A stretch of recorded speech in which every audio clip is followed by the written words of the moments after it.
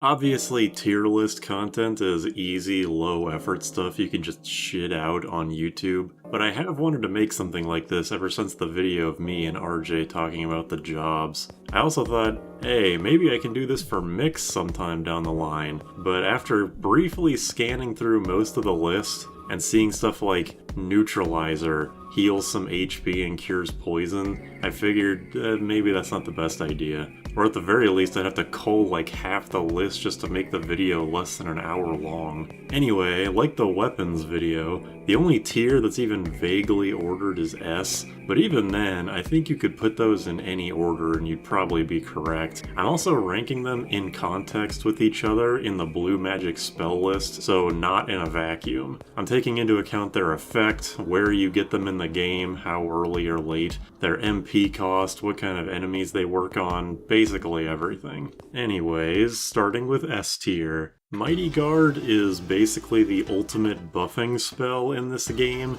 It just flat halves the damage your party takes until someone dies. To be honest, I kinda wish it didn't give Float so that the devs would have been inclined to reduce the MP cost slightly. But for what bosses that do have earth spells, it helps a lot. The benefits of a spell like this are obvious to anyone, so I don't really have a lot to say there. But I can mention a few downsides of the spell, even if the upsides far outweigh them in my eyes. The most obvious one is the MP cost, which is still a huge 36 with a gold pin. For a single thing you can just throw up at the beginning of a fight, that is not bad at all, but it gets a little complicated if someone dies. Do you spend another 36 MP and your turn just to get that one guy his buffs back? Do you leave it to a chemist or white mage to buff them while you use another blue spell? Do you just leave them alone? It can complicate things a little bit. Another sticking point is the acquisition method. If you're playing Pixel Remaster, that bumped up the encounter rate on Boast dramatically. And if you're playing Game Boy Advance and are using the advanced jobs, Lure from the Gladiator similarly can make encounters numerous. But otherwise,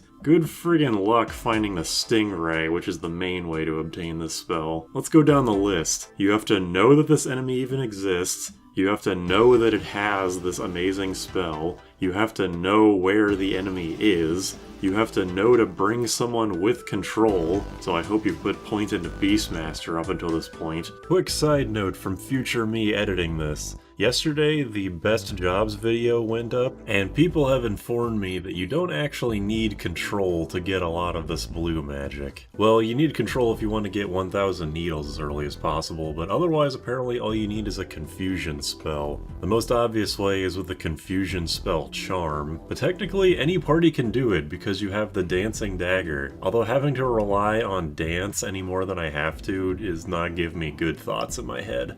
Anyways, and you have to have someone with learning, although that's probably the most reasonable part of this whole list. You can get Mighty Guard right as World 3 is starting, right after Millicene, so being able to use this spell for the entire rest of the game and beyond if you're on GBA is truly fantastic. But without having extensive out-of-game knowledge of the Blue Mage already, you are not finding this spell. Still though, it's my personal pick for best Blue Mage spell in Final Fantasy V, and probably has an argument for best spell usable by the player period. It would have to compete with Haste and Slow there, but it's definitely at least top 5. Since my knowledge of the Final Fantasy series is actually somewhat limited, I'm curious how many spells can match the sheer amazing utility of Mighty Guard. Does any game have a spell that's like Mighty Guard, but it also gives haste? Maybe there's some kind of anti-bad breath move where it gives you every buff in the game? I'd like to know. Level 5 Death is my number 2. The level magic in Final Fantasy V is obviously very unique conceptually, but level 5 Death specifically sticks out because of the bypassing death immunity.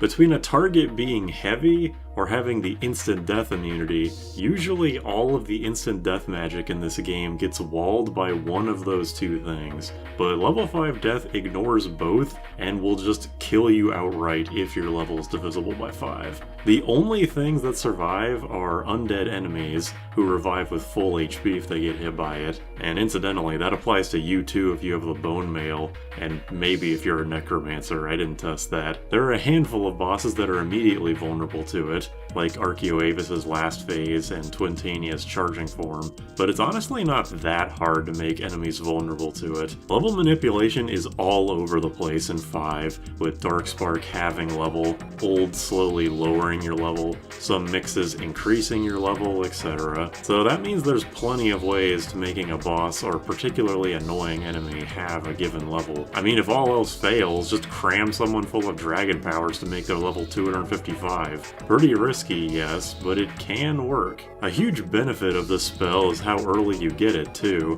right after you get the 3rd crystal, although you do have to make sure your level's correct. Final Fantasy V seems to be designed in such a way that you're pretty likely to be around level 15 when you get there though, so that's very kind of the developers to do that. Or very cruel if you're not careful. I'm gonna say this outright. Deathclaw being available as early as it is actually kneecaps the effectiveness of a lot of spells in this game, even outside blue magic, but particularly blue magic itself. It's one of the earliest blue spells you can get, and while the MP cost is very high for this early in the game, being able to basically one-shot any non-heavy enemy is something that is overpowered for almost the entire adventure. Percentage-based attacks like gravity or missile are even slightly handicapped by the fact that there's a damage cap. There's not very much in this game that would take over 10,000 damage from Graviga, but the fact that it could happen means that Deathclaw reigns supreme here.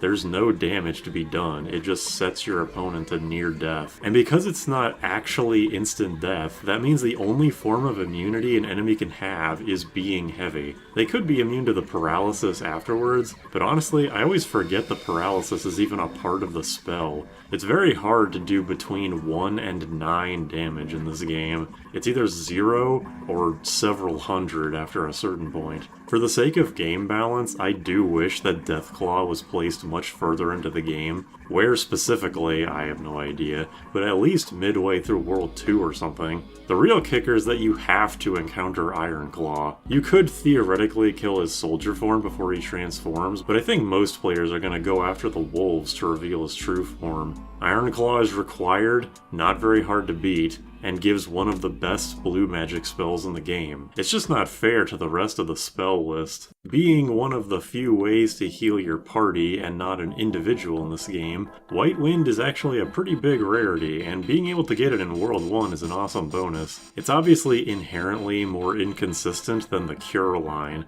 but in terms of just numbers, White Wind manages to be good throughout the entire game, whereas Cure and Cura have pretty noticeable falling off points before Curaga just becomes extremely good. But here's the best feature about White Wind: you can't reflect it, so full reflectoring or carbuncle strats become significantly more practical. Even if your Blue Mage is a little bit weak HP-wise when your party needs healing, it's a good strategy to have another party member throw something like a high potion to them, having that single target heal come back to the whole party. Your Blue Mage only needs to be around half health to fully heal themselves, and with how low HP values are for your party in this game, rarely going above 1500, getting back to full is pretty simple. This spell is obviously more built for enemies with ridiculous HP values, hence why Enkidu uses it on Zezat's ship, but even with the traditional player-to-enemy HP chasm that RPGs have, it's ultimately still beneficial to you. I'd say this is by far the best move in the game that uses this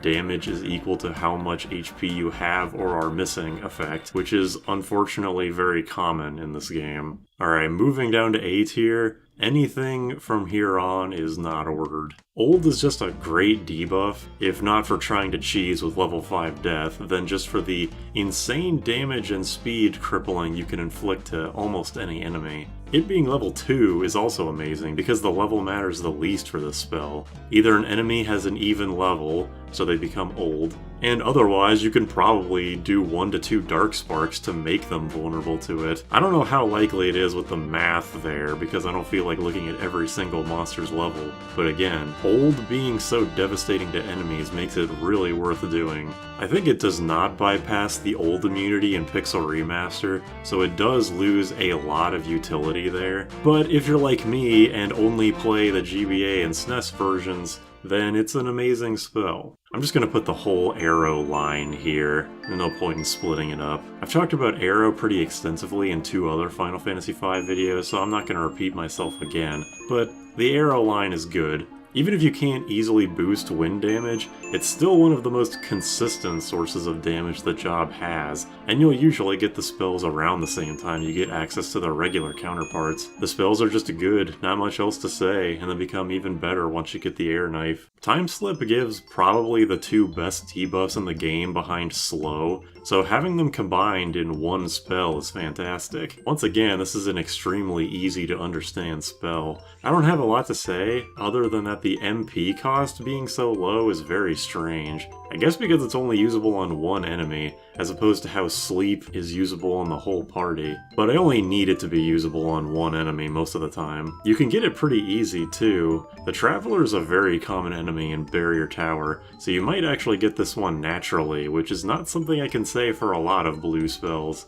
I could say that it's a bummer that you don't get access to it earlier in the game, but considering I believe this is the first old spell you get access to, not counting the Ancient Sword here, I'd say that it's very well placed. Dark Spark is another part of this game's level manipulation shenanigans, and it has some pretty irritating accuracy or evasion stuff going on sometimes, but it is a really good spell with a very unique effect. It's not very difficult to get this spell either. I mean, the encounter where you can get it has 5 of the damn enemies, and even if you don't mess with level magic, having someone's level is still incredibly useful. I mean, if it's happened to you, you know how debilitating it is for your party. I don't think anything can block this spell, so even if they're immune to old, or you're not easily able to get them to level 5, you could still severely weaken them. It's an interesting spell that actually gets more impactful the further into the game you get, basically sending late game bosses back to World 1 levels, although not the damage to match. Still though, the ability to reduce damage taken is invaluable no matter the context. Even better if you make the bosses weaker since Protect and Shell go away when you die. I thought for a long time that Off Guard reduces physical and magic defense, but it seems to just be physical defense. It's still great though. Even though magic is super overpowered, physicals can do some crazy damage late game since there's no resource investment for pressing the attack button. I do think though that this spell is less useful than it could be, purely because Rapid Fire is so overpowered. If you don't know, Rapid Fire not only ignores enemy evasion, but it also ignores enemy defense. Off Guard and Rapid Fire would work amazingly together if it played by the rules, but instead Off Guard just gets to be really good instead of staple of the Rapid Fire metagame. Flash is more so a spell that's useful on random encounters than bosses, because there's a disappointingly low amount of bosses that are vulnerable to blind. But since it works for the entire enemy party, and almost every single enemy in the entire game uses physicals, yeah, this is a really good support spell. And you get it really early too. Once again, very straightforward. If there's any complaint I have with this spell, it's the visual effect of blind. For almost every debuff, the debuff effect appears around whoever's affected, but blind just makes the screen flash for every character that was affected, and I don't see any enemies wearing sunglasses, so it's basically impossible to tell which enemy is and isn't affected if the amount of flashes is less than the amount of enemies. Just old school RPG things, I suppose. B tier, I would say, is the situational but still good spells. Starting with Goblin Punch, which I think is like the poster child of blue magic in this game. It's one of the first blue spells you can get, and depending on your style of play, it may see use for the entire game. The ×8 damage thing is more so just a bonus for if you get lucky, more than an actual strategy that's worth using. Although if you do a level 1 run and inflict old on something, then you can consistently get the bonus after a little bit. Would not recommend doing that run just for that bonus though. It ignores row, doesn't disturb sleeping or confused enemies, and costs no MP. Even Osmos and Self-Destruct cost 1. It also gives another niche use to the Excalibur besides throwing it, because even if it's forced to do 1 damage when you actually attack with it, Goblin Punch takes that 100 power and uses it for real. It's one of the strongest weapons Blue Mage can use for Goblin Punch in the whole game. Basically the definition of a B tier spell. Also, for the guy who called it Gunch, fuck you. 1,000 Needles is kinda hard to qualify. If you get it as early as possible against the Lamias and the Flying Ruins, then it's super overpowered until early to mid World 2, because very few enemies have more than 1000 health for a long time. If you wait until the next opportunity to get it, which I think at best is more than halfway through World 2, or even worse, the Pyramid in World 3,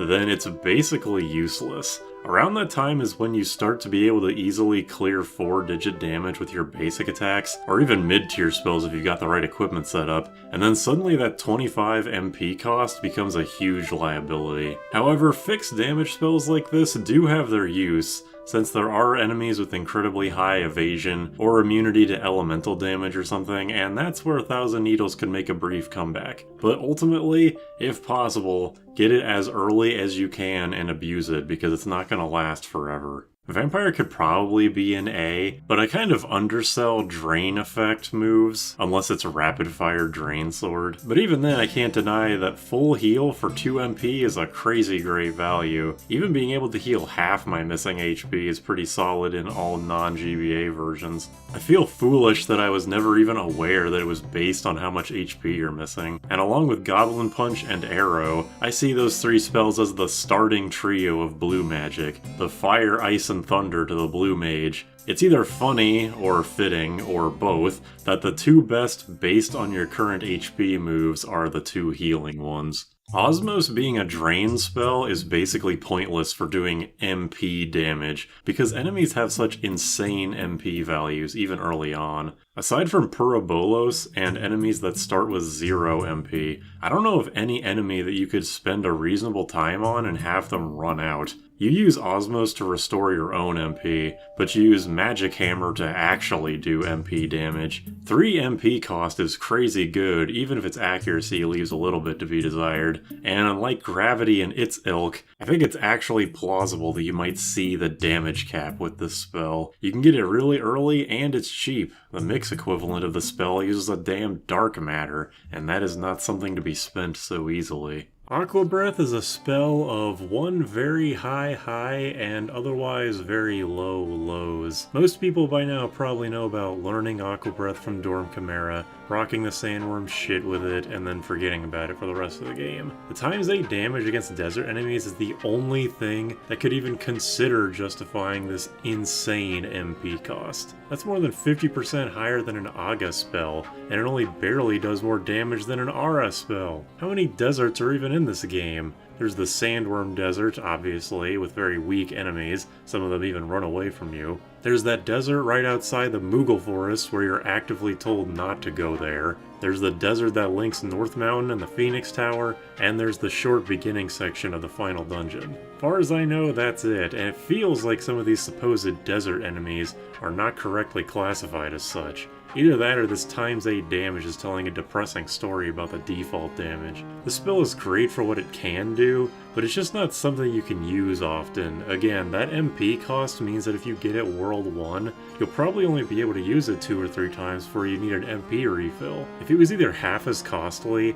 or did twice the damage, then it'd probably be great. Hell, give it an actual water element, the game is sorely lacking in that, but as it is, it's far too situational.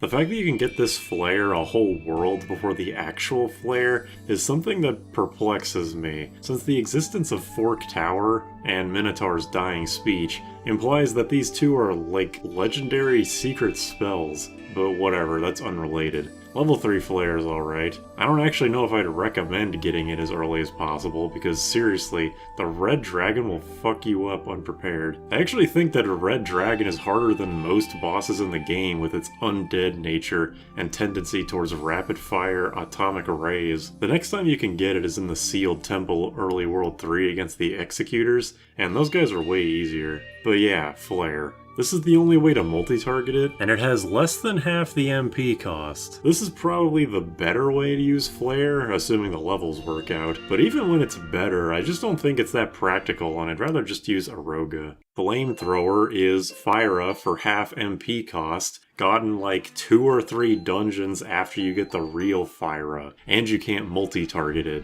You can rod boost it before World 3 at least. I don't know what else to say here. If you want Fyra, just use a Black Mage. Also, I liked the name Emission better. If you get every blue magic spell as early as possible, Mind Blast is actually the last one you'll get, which is a shame because it's actually really solid. Good damage, super low MP cost, 2 good debuffs. If you could get this any time before World 3, it would be a staple of most Blue Mage runs, and I'd probably put it in A tier. What's weird is that you might actually encounter several enemies in a row late game that cast this, between Wendigo, Twintania, and the Mind Flayers. If only they'd space the users out more, but they really wanted this to be a late game spell. Feels like such a waste. Alright, the Toad and Mini spells I'm just combining because they're literally the Toad and Mini spells, but they're cheaper. The Toad spell you get way before the actual Toad spell, and the Mini spell you get way after you get the regular Mini spell. But they're effective debuffs for regular enemies to basically neutralize them. Plus Pawn's Chorus is the only way to inflict Toad on Garula and see his unique scripting to untoad himself. Alright, C tier, we're really getting into some niche stuff. I'll start off with Moon Flute. This spell is weird for the fact that enemies use it on you, but you can't use it against enemies, only on your own party. This spell could probably be good with the right circumstances, or if you have a character or two with immunity to Berserk so you don't press A to instantly lose access to your party, but this is a little too situational for me. Unlike the Toad and Mini spell, which are just the regular spell but cheaper, I think this one is cheaper just because there's actually a risk to using it. Berserk can be a great status, but specifically single target. Not to mention that this can be actively detrimental if you're using something like the Healing Staff, or if your characters have weapons that do no damage, or basically no damage, like Excalibur or the Lilith Rod. Maybe even the Wonder Rod, depending on what you were trying to do with it. The only reason that Self-Destruct isn't a tier lower is because it's the key to insta-killing Azomagia. This spell is god-awful otherwise, but at least there is a niche there. Once again, this is a spell designed around the enemy using it, and not you. When enemies can have tons of health to your none, then it makes sense that it's based on your current HP. I just really wish this spell was different when being used by you.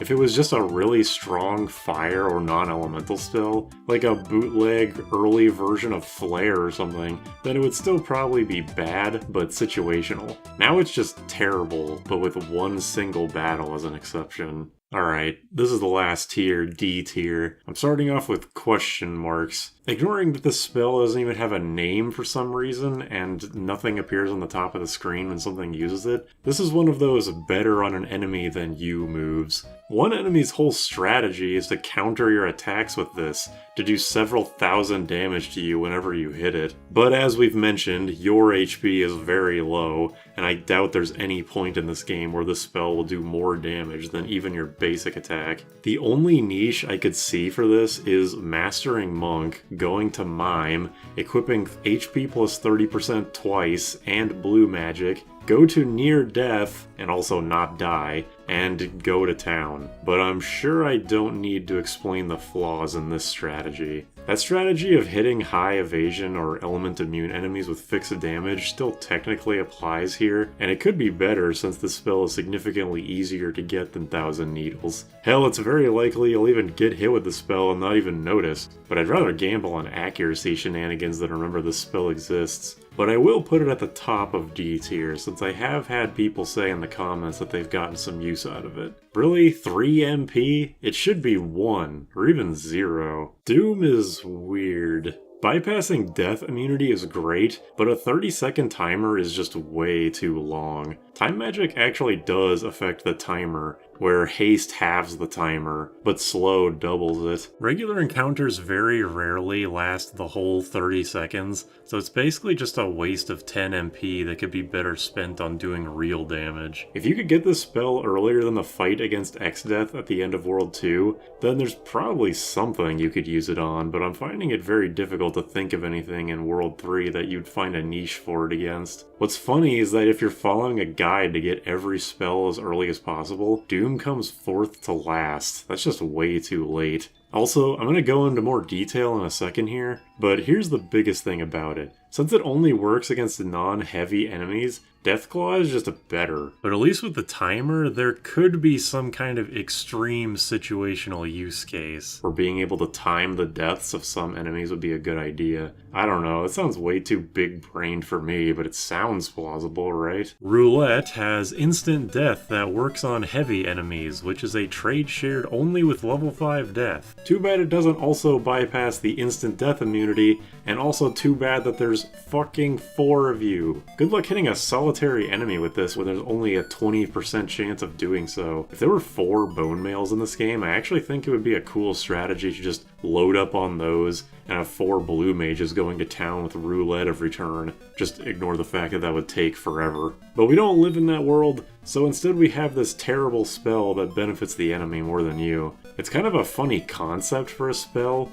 but the fact that this is learnable feels more like an insult than a joke. Hey, you were unlucky enough to win the lottery. Here's your consolation prize. Fusion I actually think is the worst spell in the game, conventionally. Why does Blue Mage have so many ways to kill itself? The effect of fully healing the target sounds interesting until you realize just the effect of an elixir. Now, elixirs cost 50,000, and Phoenix Downs only cost 1,000, so maybe the cost efficiency sounds good to you, but I've expressed my disdain for the turn-based RPG quirk of revive dead party member. They instantly get floored again before you can heal them, and since the only way to reliably avoid that is with Arise, an endgame spell, well, I'm just not too tempted to try it out. Not like elixirs are hard to get in this game. Even World 1 you can farm them if you're committed enough. And if you want to do it for the MP recovery, well, there's a mixture that fully restores your MP for only the price of a high potion and an ether. Okay, look, I've alluded to this a couple of times already,